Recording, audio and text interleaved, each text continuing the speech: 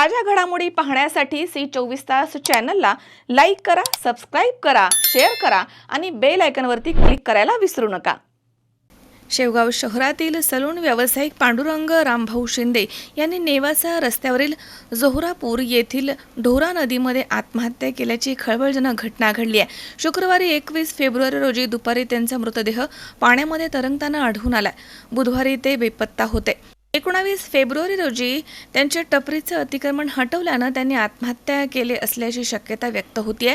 याबाबत शेवगाव पोलीस ठाण्यात अकस्मात मृत्यूची नोंद करण्यात आली आहे। शहरामधील विद्यानगर भागामध्ये शिंदे हे कुटुंबासोबत राहत होते। नेवासा रस्त्यावरील बसस्थानकाच्या समोर छोट्या टपरीमध्ये त्यांचा सलूनचा व्यवसाय होता। मागील आठवड्यामध्ये अतिक्रमणामध्ये त्यांची टपरी काढण्यात आली, त्यामुळे ते खूप हताश झाले होते। रोजीरोटी हिरावून गेल्यानं ते बुधवारपासून घरामधून निघून गेल्याची चर्चा आहे। शुक्रवारी नेवासा रस्त्यावरील जोहरापूर पुलाच्या जवळ ढोरा नदीमध्ये त्यांचा मृतदेह पाण्यामध्ये तरंगताना आढळून आलाय।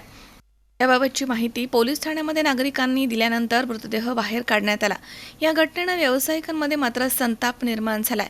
अतिक्रमण जमीनदोस्त केल्यानं अनेक व्यावसायिकांवरती उपासमारीची वेळ आली आहे, त्यामुळे अतिक्रमणाचा हा पहिला बळी ठरल्याचं बोललं जात आहे। संदीप देहाडराय, सी24 तास, शेवगाव।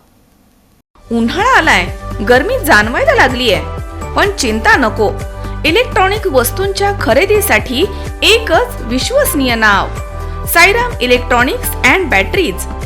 आम्ही घेऊन आलोय कडक उन्हाळ्यातील थंडा कूल इलेक्ट्रॉनिक वस्तूंची नवीन रेंज, जी तुम्हाला आणि तुमच्या घराला ठेवेल कडक उन्हाळ्यातही एकदम थंडा कूल। नामांकित कंपन्यांचे डीप फ्रीज, तसेच फ्रीज, एसी, कूलर, फॅन्स सोबतच नवनवीन इलेक्ट्रॉनिक वस्तूंची अनोखी रेंज आणि नामांकित कंपन्यांचे इन्व्हर्टर आणि बॅटरीज।